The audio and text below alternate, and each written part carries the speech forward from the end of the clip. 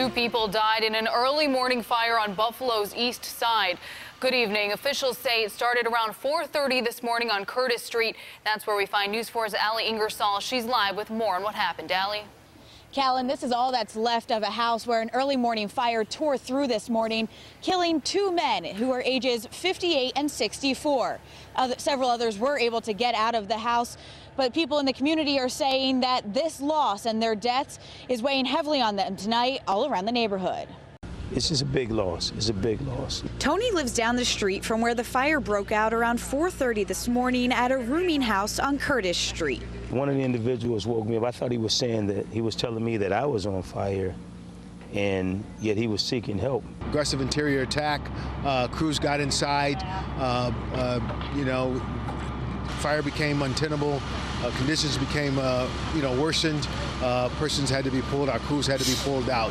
Multiple crews responded, and it took over an hour to put the fire out. It's not a rich place, but they treated it like it was the most. Like it was the most in the world. Upon re-entering, discovered two male victims in the rear of the building who are deceased at this time. Tony says one of the victims was wheelchair bound. He says over the years, the men who were very close had a tremendous impact on the neighborhood. Being older, they're just giving the stories from the past. You had a lot of kids that would including my own, that would be out here just listening and laughing. He says the last few years, everyone in the rooming house would gather with people from the neighborhood, having cookouts and playing pickup basketball games where dozens of people would come out. This rooming house is a staple within its own right. You know what I mean? There was a lot of family. There's a lot of love on this street. Now that family is two members smaller, leaving this community questioning what exactly started the fire that took their friends' lives. It's just dumbfounded,